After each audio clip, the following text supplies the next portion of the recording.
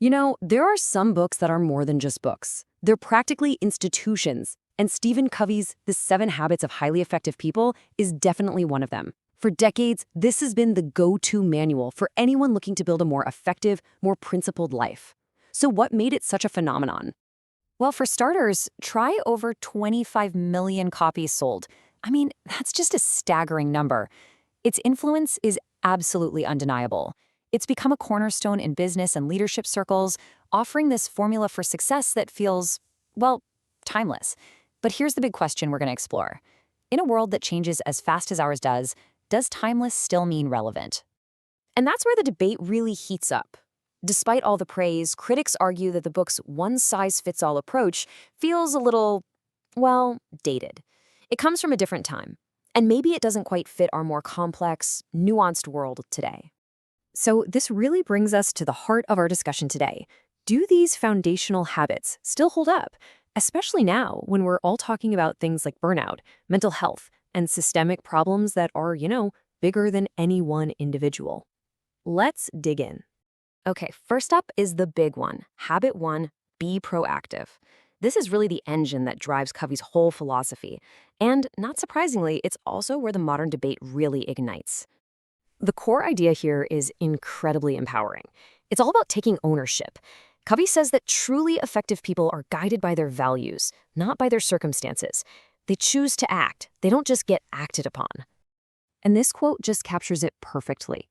That little space, that pause between what happens to you and how you react to it, Covey says that is where your freedom lies. It's a really powerful thought.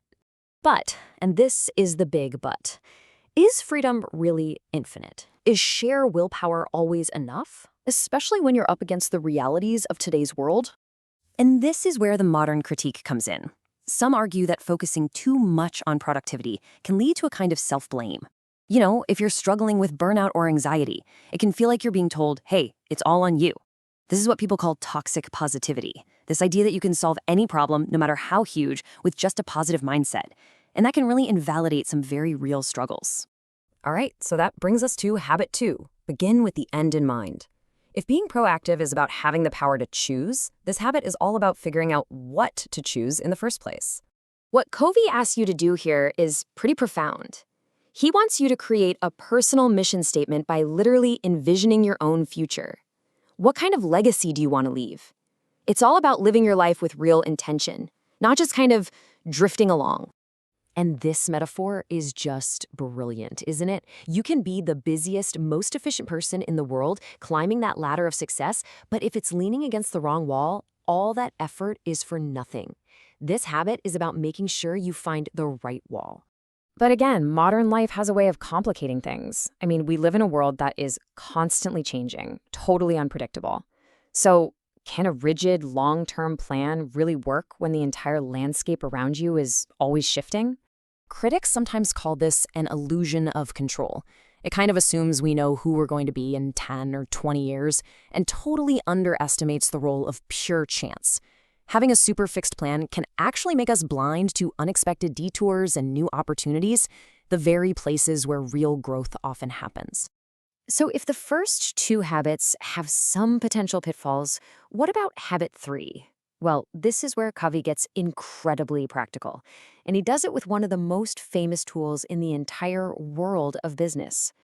This is the time management matrix. It's a super simple 4-quadrant grid that helps you sort every single thing you do based on 2 criteria.